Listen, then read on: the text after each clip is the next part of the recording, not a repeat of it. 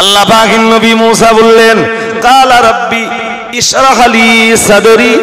আল্লাহ পাকের নবী মুসা বললেন আল্লাহ ফেরাউনের কাছে কালেমার দাওয়াত দিতে যাব, তার আগে আপনি আমার বক্ষটাকে আরো প্রশস্ত করে দিন। আল্লাহ আমার বক্ষে আপনি আমার সাহসিকতা আরো বাড়িয়ে দিন। আল্লাহ পাকের কোরআন জানিয়েছে, মহান আল্লাহ জানিয়েছেন হযরত নবী মুসা আলাইহিস সালাম ফেরাউনের দরবারে এলেন তার ভাইকে সঙ্গে করে নিয়ে, আর দুই ভাই মিলে রব্বুল আলামিন আল্লাহর দিকে ফেরাউনকে আহ্বান করলেন। ফেরাউন তখন জিজ্ঞাসা করলো, আল্লাহ পাকের নবী মুসা আলাইহিস সালাম আর হারুন আলাইহিস সালাম দু ভাইকে জিজ্ঞাসা করলো, হে মুসা আর হারুন, হে মুসা আর হারুন, তোমরা দু ভাই যে রবের দিকে আমাকে দাওয়াত দিচ্ছ, সেই রবের পরিচয়টা আমায় বলো। কালা রাব্বুনা আল্লাযী আতা কুল্লা শাইইন খালকাহু সুম্মা হাদা। আর একটু মন খুলে বলেন। আল্লাহ পাকের নবী মুসা আলাইহিস সালাম বললেন, রব হলেন তিনি, আমাদের দুইজনার রব হলেন তিনি আল্লাযী আতা কুল্লা শাইইন খালকা, যিনি তার এক এক সৃষ্টিকে এক এক রকম সূরত দান করেছেন, এক এক সৃষ্টিকে এক এক রকম আকৃতি দান করেছেন। শুধু আকৃতি দান করে ছেড়ে দেননি, সুম্মা গাদা, অথবা ওই আয়াতের তাফসীর অন্যভাবে করা যায়। হযরত নবী মুসা বললেন, রব্বুনাল্লাযী আতা কুল্লা শাইইন খালকা, রব হলেন তিনি, আমাদের দুইজনার রব হলেন তিনি, যিনি আল্লাযী আতা কুল্লা শাইইন খালকা, যিনি তার তামাম সৃষ্টির তামাম চাহিদাগুলোকে, মানে তামাম সৃষ্টির তামাম চাহিদাগুলোকে পরিপূর্ণ করে দিয়েছেন। মুসা আলাইহিস সালাম নবী না? কথা বলে সাহস বেশি না কম? কার কাছে যেতে হবে? এই তো মনে আছে ভালো আপনাদের, ফেরাউনের কাছে যেতে হবে। কি করতে যেতে হবে? কালেমার দাওয়াত দিতে, কালেমার। কিন্তু ওই সেই ফেরাউন 10 বছর আগে মুসার এগেনস্টে অর্ডিন্যান্স জারি করেছিল, মুসাকে যেখানে পাবে সেখানে গ্রেফতার করো। বাট এরপরও মুসা নবীর কোনো ভয় হয় না, ভরসা আল্লাহর উপর। এরপরেও মুসা আলাইহিস সালাম বললেন, আল্লাহ ফেরাউনের বিরাট বাহিনী, আমি তো ফেরাউনের কাছে দাওয়াত দিতে যাব, আপনার কাছে আমার কিছু দাবি দেওয়া আছে। আল্লাহ বললেন, বলো। আল্লাহ পাকের নবী মুসা বললেন, কালা রাব্বি ইশরাহ লি সাদরি। আল্লাহ পাকের নবী মুসা বললেন, আল্লাহ ফেরাউনের কাছে কালেমার দাওয়াত দিতে যাব, তার আগে আপনি আমার বক্ষটাকে আরো প্রশস্ত করে দিন। আল্লাহ আমার বক্ষে আপনি আমার সাহসিকতা আরো বাড়িয়ে দিন। আর একটু মন খুলে বলুন। এই যে কাজ করবেন আল্লাহর, এরপরেও চাইতে হবে কার কাছে? কে জানে, আমি বোঝাতে পারছি কিনা জানি না। ইব্রাহিম আর ইসমাইল বাপ আর বেটা কাবা সংস্কারের পরে, কাবা সংস্কার করেছেন যে আল্লাহর হুকুমে, সংস্কার করার পরে কাবার দেওয়াল উঁচু করার পরে আবার ওই আল্লাহর কাছে হাত তুলে বলছেন, আল্লাহ আমরা বাপ আর বেটা মিলে এই যে কাবার দেওয়ালটা উঁচু করলুম, আল্লাহ আল্লাহ তুমি এইটা একটু কবুল করে নাও।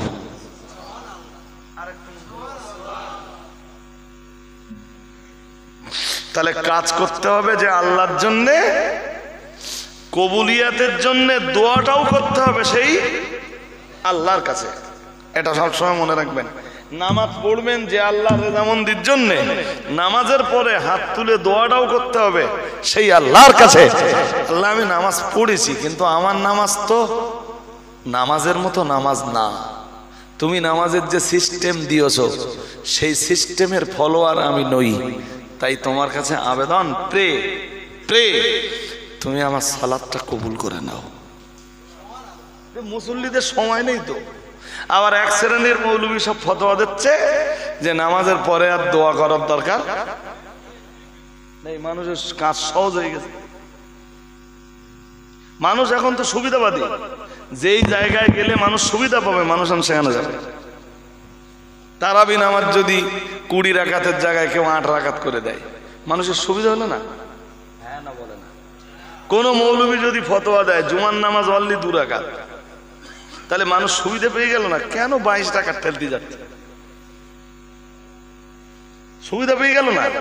কেউ যদি এসে কোন মৌলবী যদি এই জমানায় দাঁড়িয়ে বলে যে ফরজ নামাজ ছাড়া আর কোন নামাজ পড়ার দরকার দরকার জোরে 4 রাকাত পড়বে, 12 রাকাত ঠেলবে কেন? আর যারা এই সুবিধাগুলো দিচ্ছে না, মানুষ তাদের দলে চলে যাচ্ছে।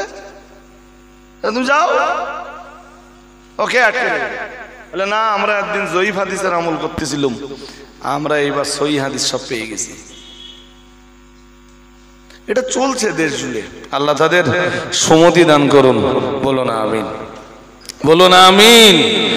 মুসা আলাইহিস সালাম বললেন, আল্লাহ ফেরাউনের বিরাট লস্কর, বিরাট সৈন্যবাহিনী, ওর বিরুদ্ধে মোকাবেলা করতে গেলে না, আর ফেরাউনের দরবারে যে কালেমার প্রচার করতে গেলে বিরাট সাহস দরকার, তুমি আমার কলিজায় আর একটু সাহসিকতা দান করো।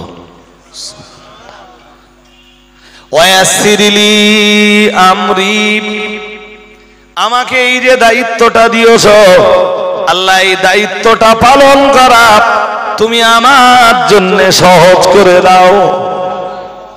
আর একটু মন খুলে বলেন, আহলুল উকদাতাম মিন লিসানি ইয়াফকাহু কওলি। ও রব্বুল আলামিন আল্লাহ, আর আমার জবানে রয়েছে জড়তা, মানুষ আমার কথা ভালো বুঝতে পারে না। আল্লাহ তুমি আমার জবানের জড়তাকে দূর করে দাও। ইয়াফকাহু কওলি, ইয়াফকাহু কওলি, মানুষ যাতে আমার কথা বুঝতে পারে। এরপরই বললেন হারুন আখি, ও রব্বুল আলামিন, আর আমার ভাই রয়েছে হারুন, একা একা ফেরাউনের দরবারে যেতে খুবই নিঃসঙ্গতা অনুভব করব আল্লাহ। তাই তোমার শাহী দরবারে করুন মিনতি, তুমি আমার ভাই হারুনকে আমার এই কাজের সঙ্গী বানিয়ে দাও। আল্লাহ আমার ভয়টাই লাগে না, কিন্তু এরপরও যদি আমার ভাই হারুনকে একটু সঙ্গে দিতে, 2 ভাই যে কলেমার দাওয়াত দিতুম। শুনছেন নাকি? হ্যাঁ, 2 ভাই বেরিয়ে যাচ্ছেন এবার। আল্লাহর কাছে দোয়া কবুল হলো। এই যা পড়ছি সব বলো কোরআন থেকে, কোরআনের সূরা তাহা থেকে পড়ছি। যদি কোরআনের আয়াত ধরে ধরে তাফসীর করি সে তো আরো বিরাট ব্যাপার। আমি তো যেইটুকু দরকার জাস্ট ওইটুকু আপনাকে শোনাচ্ছি। মুসা আলাইহিস সালাম আর হারুন আলাইহিমাস সালাম দুজন এলেন ফেরাউনের দরবারে। এসে কথা তো অনেক, জি, শুধু এখানকার মূল যে কথা, যেই কথাটা আমার আজকের বক্তব্যের সঙ্গে মিলে যাবে, সেই কথাটা শুধু বলছি, সেই কথাটুকুই আপনাকে শোনাবো। সূরা, কোন সূরা বলেছি? তহা বলেছিলাম তো, সূরা তহা। চলেন দেখি সূরা তহায় কি আছে। আল্লাহ পাকের কোরআন জানিয়েছে, মহান আল্লাহ জানিয়েছেন, হযরত নবী মূসা আলাইহিস সালাম ফেরাউনের দরবারে এলেন তার ভাইকে সঙ্গে করে নিয়ে, আর 2 ভাই মিলে রব্বুল আলামিন আল্লাহর দিকে ফেরাউনকে আহ্বান করলেন।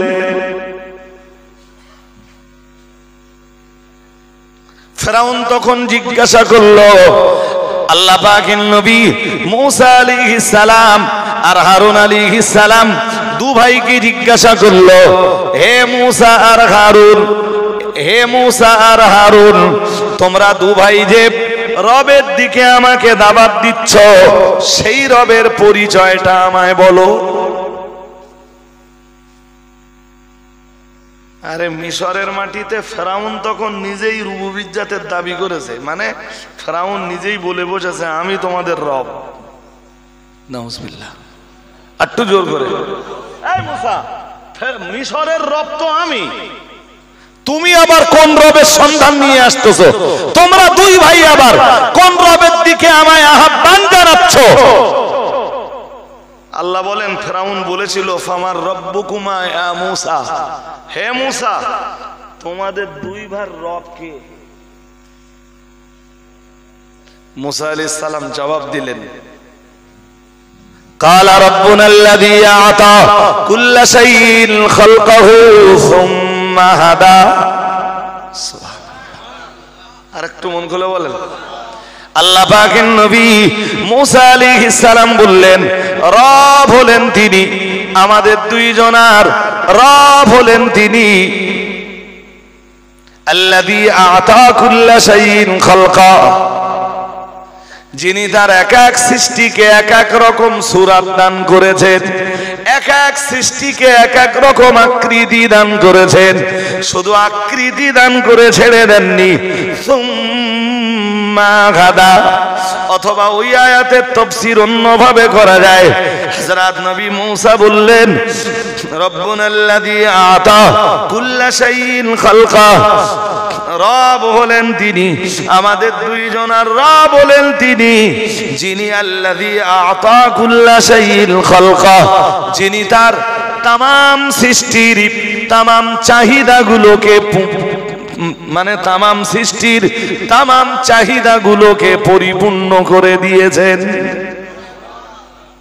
আর একটু মন খুলে বলেন, কি বলেছি? যিনি সৃষ্টির চাহিদা পূরণ করে দিয়েছেন চাইবার আগে। চাইবার চাইনি আমরা। বলুন আপনি কি চেয়েছিলেন আল্লাহর কাছে? চোখ দেখার জন্য চোখ চেয়েছিলেন কোনোদিন? হ্যাঁ না বলেন। হ্যাঁ, কাজ করবার জন্য হাত চেয়েছিলেন কোনোদিন? বাড়িতে মারে জিজ্ঞেস করবেন, মা কি আল্লাহর কাছে হাত তুলে কোনোদিন বলেছিল যে আল্লাহ আমার এমন একটা সন্তান দিও, সেই সন্তানের যেন দুটো পা থাকে, দুটো হাত থাকে, দুটো চোখ থাকে, দুটো কান থাকে? মায় কোনোদিন বলেছিল? হ্যাঁ না জোর করে বলেন। তাহলে আমরা কিচ্ছু চাইনি, না চাইতেই আল্লাহ না চাইতেই যিনি সৃষ্টির চাহিদাকে পূর্ণ করে দিয়েছেন তিনি হলেন রব। আরেকটু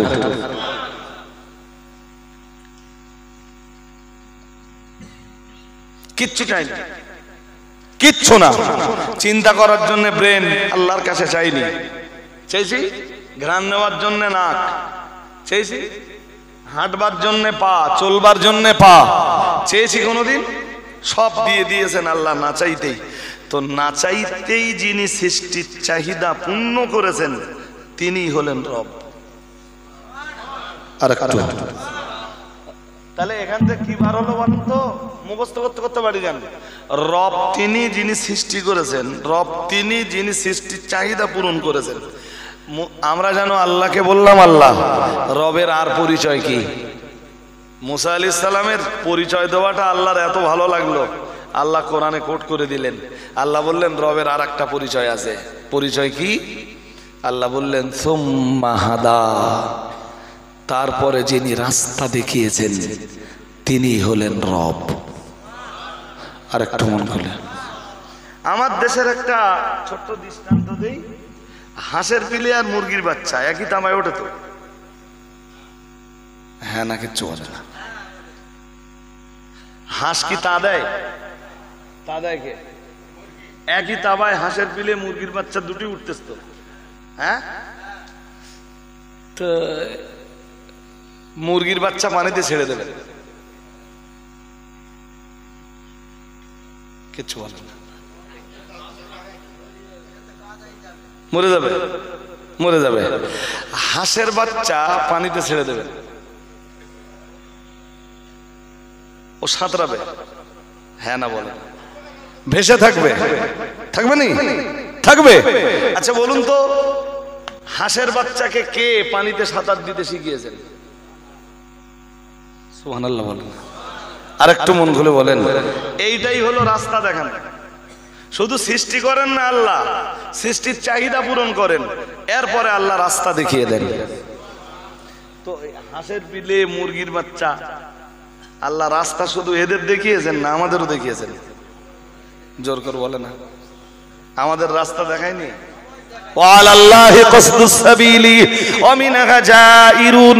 মহান আল্লাহ জানিয়েছেন এই পৃথিবীতে রয়েছে অগণিত রাস্তা। আল্লাহ পাক রব্বুল আলামিন জানিয়েছেন ওয়ালাল্লাহি কসদুস সাবিলি, মহান আল্লাহ জানিয়েছেন আর এই পৃথিবীর অগণিত রাস্তার ভিতরে সঠিক রাস্তাটা দেখিয়ে দেওয়াটাই হলো আল্লাহর দায়িত্ব। আর একটু মন খুলে বলেন, ইন্না আলাইনা লাল হুদা। সুবহানাল্লাহ বলে না? আল্লাহ বললেন তোদের রাস্তা দেখিয়ে দেওয়াটা আমার দায়িত্ব। আমি যদি রাস্তা না দেখিয়ে দেই তাহলে তোরা এক একজন এক এক রাস্তায় চলবি। মনে আছে গোড়ার কথা? সবাই তখন ছিলেন না। গোড়ায় কি ওয়াজ করতেছিলুম বলেন তো? বলেছিলাম একই পরিবারের তিন ভাই, যে কোনো একটা বিষয়ের সিদ্ধান্ত নেওয়ার জন্য ছেড়ে দেন, তিন ভাই তিন রকম মতামত দেবে। হ্যাঁ, বাড়ির একটা ছোট বোন আছে, তো বড় ভাইটা বললো ওরে আলামিন মিশনে ভর্তি করবো। কথা, ছোট ভাইটা বললো বাড়ির একমাত্র বোন, অত দূরে দিয়ে আমরা থাকতে পারবো? তাহলে তা কোথায় দিবি?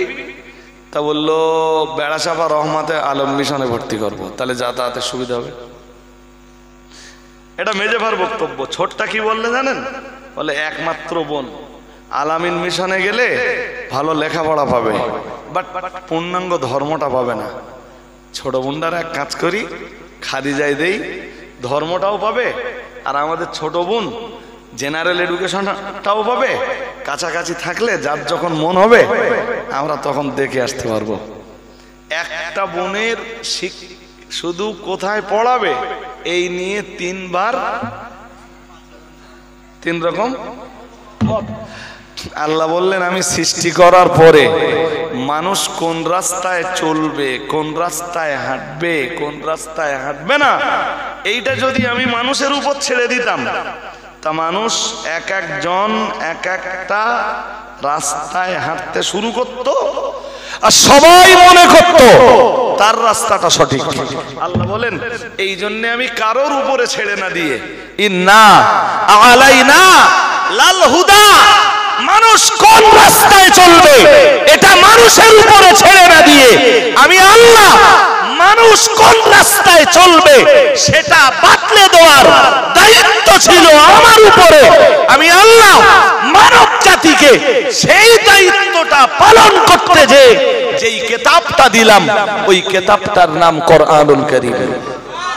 কোরআন পড়, সঠিক রাস্তাটা বুঝে নে, সঠিক রাস্তায় চল। সুবহানাল্লাহ বলেন, আরো আওয়াজ দিয়ে বলেন।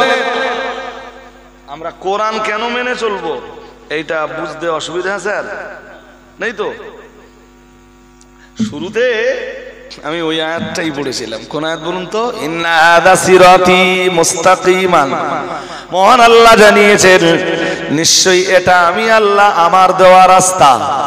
সুবহানাল্লাহ, ইন্না হাযা সিরাতি মুস্তাকিমান ফাত্তাবিউহু, মহান আল্লাহ জানিয়েছেন সুতরাং তোমরা আমার রাস্তার অনুসরণ করো। ওয়ালা তাত্তাবিউস সুবুল, আরো পৃথিবীতে আমার দেওয়া রাস্তা ভিন্ন, পৃথিবীতে আরো হাজারো রাস্তা রয়েছে, অন্য কোন রাস্তার অনুসরণ তোমরা করো না। আমরা বললাম আল্লাহ অন্য রাস্তার অনুসরণ করলে আমাদের কি হবে? মহান আল্লাহ বললেন ফাতাফাররাকা বিকুম আন সাবিলিহি, মহান আল্লাহ বললেন তোমরা আমার রাস্তা থেকে মানে ভিন্ন ভিন্ন ভিন্ন ভিন্ন দল আর মতবাদে তোমরা বিশ্বাসী হয়ে উড়োয়া। আমি আল্লাহ পাক রব্বুল আলামিন আমার রাস্তা ভিন্ন, অন্য রাস্তায় চললে তোমাদের ভিতরে সংহতি ঐক্যতা নষ্ট হয়ে যাবে, ইত্তেহাদ নষ্ট হয়ে যাবে, ইত্তেহাদ তৈরি হবে, সংহতি তৈরি হবে তোমাদের ভিতরে তখন তোমরা আমার রাস্তায় চলবা যখন। আর একটু মন খুলে বলেন, তোরা আমার দেওয়া কোরআনের রাস্তায় চললে ও সলাদানার মুসলমান আর বাঁশঝাড়ির মুসলমান আর নারায়ণপুরের মুসলমান আলাদা কিচ্ছু থাকবে না। কারণ কোরআনের বিধান বাঁশঝাড়ির জন্য যা, সলাদানার জন্য কথা বলে না। আর যদি মোড়লের বিধান নেওয়া হয়, গ্রামের মোড়ল মাতব্বর যারা আছে ওরা যেটা বলবে যদি ওইটা মান্যতা দেওয়া হয়, বাঁশঝাড়ির মোড়ল একরকম বলবে, সলাদানার মোড়ল আর এক রকম বলবে, নারায়ণপুরের মাতব্বররা, কোদালিয়ার মাতব্বররা। আরে তাই তো, পৃথিবীতে তাকিয়ে দেখেন, ভারতে যেই সংবিধান চলে ওই সংবিধান পাকিস্তানে চলে না। ভারত পাকিস্তানে যে সংবিধান চলে ওই সংবিধান বাংলাদেশে চলে না। বাংলাদেশে যে সংবিধান চলে ওই সংবিধান জাপানে চলে না। জাপানে যে সংবিধান চলে ওই সংবিধান জার্মানে চলে না। জার্মানে যে সংবিধান চলে ওই সংবিধান ইংল্যান্ডে চলে না। ইংল্যান্ডে যে সংবিধান চলে ওই সংবিধান অস্ট্রেলিয়ায় চলে না। অস্ট্রেলিয়ায় যে সংবিধান চলে ওই সংবিধান আমেরিকায় চলে না। আমেরিকায় যে সংবিধান চলে কানাডায় ওই সংবিধান চলে না। কানাডায় যে সংবিধান চলে সাউথ আফ্রিকায় ওই সংবিধান চলে না। সাউথ আফ্রিকায় যে সংবিধান চলে ইউরোপ মহাদেশে ওই সংবিধান চলে না। এক এক দেশের মানুষের তৈরি করা সংবিধান এক এক রকম। অথচ পৃথিবীতে কোরআনের অনুসারী যারা অল ডে কোরআনের সংবিধান একটাই, মুসলমানদের সংবিধান একটাই, সেই সংবিধানের নাম কোরআনুল কারীম। আরেকটু মন খুলে বলেন, তাই আল্লাহ বললেন তোরা আমার রাস্তা অনুসরণ করলে তোদের ভিতরে সংহতিটা বেঁচে থাকবে, ঐক্যতা তোদের ভিতরে, ইত্তেহাদটা টিকে থাকবে। যেই দিন তোরা আমার কোরআনের থেকে দূরে সরে যাবি, আমার দেওয়া রাস্তাকে অনুসরণ না করে শয়তানের তৈরি করা রাস্তার অনুসরণ করবি, তোদের ভিতরে আর কোন সংহতি জোর করে বলেন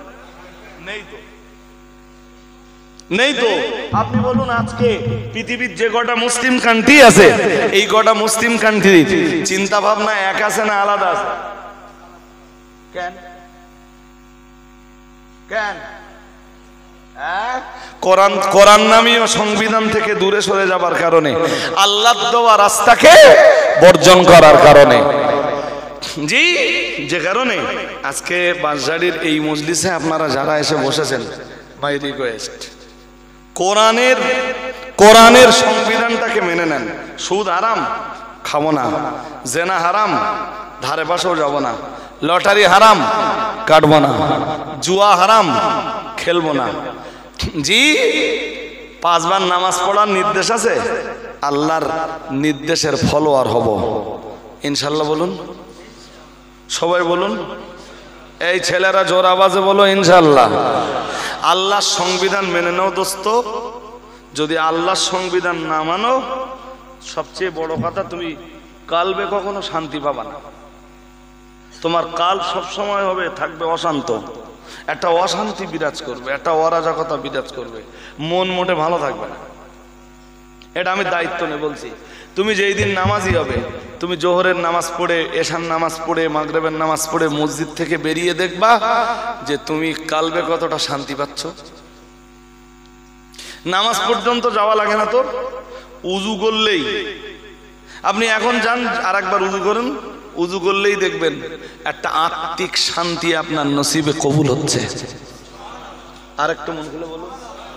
এবং আমরা যারা উজু করি এটা আমরা জানি তো, খুব কষ্ট হচ্ছে, ভীষণ কষ্ট হচ্ছে, আপনি দাঁড়াতে পারছেন না, ভীষণ অস্বস্তি হচ্ছে। একটু উজু করে নেন, দেখবেন অস্বস্তির 50 থেকে 60% কেটে যাবে, 40% থাকবে। সুবহানাল্লাহ বলুন। আর একটু মন খুলে বলুন। সুতরাং যদি বাঁচতে চাও দোস্ত, তাহলে আল্লাহর সংবিধানকে মেনে নাও। বক্তব্যের প্রাসঙ্গিকতা মোটামুটি আমার শেষ। দেখতে দেখতে তাই আপনারা ভাবছেন 1 ঘন্টা 35-40 মিনিট অজ করে ফেলেছি। এখনো কিয়াম সালাম বাকি, আখিরি দোয়া বাকি, সেই সঙ্গে আর একটা কাজ রয়েছে। এরা তো জানেন যে এই অল্প কিছু মানুষ এখানে বসবাস করে, জি, এবং এই অল্প কিছু মানুষদের দ্বারাতেই এই মজলিসটা পরিচালিত হয়। এবং আমি কয়েক বছর ধরে আসছি, জি শেষ বেলায় আপনাদেরকে বলবো, আখিরি দোয়া না করে কেউ যাবেন না। এটা যেন ভাববেন না যে এই লোকের অদ যখন করা হয়ে গেছে বাড়ি যাই। আবার আপনারা বলবেন বাঁশঝাড়ি বলেন, বাঁশঝাড়ি এপাট বলেন, ওপাট বলেন, নলখড়া বলেন, সোলাদানা বলেন, আমারে ডাকলে ইনশাল্লাহ আমি আপনাদের ডাকে সাড়া দেবো ইনশাল্লাহ। ইনশাল্লাহ বলুন সবাই, একটু সবাই বলুন ইনশাল্লাহ। এ দেখেন আমার দাউদ করার লোক অনেক আছে, বলো ইনশাল্লাহ। এবার আমি ইনশাল্লাহ বলি, আমার দাউদ করার লোক অনেক, সারা বাংলা জুড়ে লোক ছড়িয়ে রয়েছে আমার দাউদ করার জন্য। কিন্তু এরপরেও লোকালিটির দাউদগুলোকে চেষ্টা করি সবসময় মান্যতা দেওয়ার, একটু আসার, লোকালের মানুষদের সাথে একটা আন্তরিক সম্পর্ক রেখে চলবার। জি নইলে আমার কাছে পয়সা দেওয়া শুনবে, এরকম লোক তো প্রচুর। হ্যাঁ এখন তো বাইরে দাউদ নিলেই বলে হুজুর টাকা মেরে দিচ্ছি, দাউদটা লিখে নেন। এখন ফোন পে সুবিধা হয়ে গেছে, তাহলে হুজুর 5,000 টাকা ঝেড়ে দিচ্ছি, আপনি দাউদটা লিখে নেন। তাহলে ভাই আমার টাকা ঝাড়তে হবে না, আমার দাউদ করতে গেলে তোমাদের একদিন আসতে হবে। পয়সা দেওয়ার না দাও, এসে দেখা করে গেলে তারপর দাওয়াত কম পাবো। আর আমার উদ্দেশ্য সবসময় কি থাকে জানেন, যে ওরা দেখা করার জন্য মাদ্রাসায় আসবে, মাদ্রাসাটা খুব ফাইন করে একবার ঘুরিয়ে দেখে দেবো, দিলে আমার এই মাদ্রাসার চিত্র দেখে বাড়ি গেলে ওরা আর ভুলতে পারবে না করে দেবে ইনশাল্লাহ। তখন কিছু না কিছু মাদ্রাসার জন্য কে কে এই জন্য দাওয়াতের জন্য লোকজন বাড়িও আসতে বলে যেত, বলে হুজুর আপনি বাড়ি আসেন, আসবো, আলো আজকে না কালকে আসেন সকাল 10টায় মাদ্রাসায়। বুঝতে পারেন? আমি লোকজন একদম বাড়িতে আসতে দেই, এক কাপ চা খাবে, ঠিক আছে মাদ্রাসায় আসুক, মাদ্রাসাটা দেখাবো তারপর। নইলে মাদ্রাসার প্রতি ওদের আন্তরিকতা কোনোদিন তৈরি হবে না। খাদিজার মতো একটা প্রতিষ্ঠান যেখানে বছরে 2 কোটি টাকা খরচ, প্রতিষ্ঠানটা চলবে কেমনে? যাই হোক, তো এদের এই মজলিসটা চালানোর জন্যে প্রতি বছর কিছু তাবারুক লাগে। এই তাবারুকের জন্যে আমি 10 মিনিট চাইবো আপনাদের কাছে, প্লিজ। এই 10 মিনিটে আপনারা একটু বলে ফেলুন। কোরআনের সংবিধান এতক্ষণ ধরে শুনলেন সত্য, এবং কোরআনে যা আছে সেটা সঠিক, ওটাই আল্লাহর দেওয়া সঠিক রাস্তা। তো ওতেই বলা আছে দান দান মানুষের সম্পদ বৃদ্ধির কারণ হয়ে দাঁড়ায়। সুবহানাল্লাহ। আর একটু মন খুলে, আর সুদ মানুষের সম্পদ ধ্বংসের কারণ হয়ে দাঁড়ায়। জি, তো আমি আপনাদের ব্যস্ত করে তুলব না, 10 মিনিট বলছি, অনলি 10-10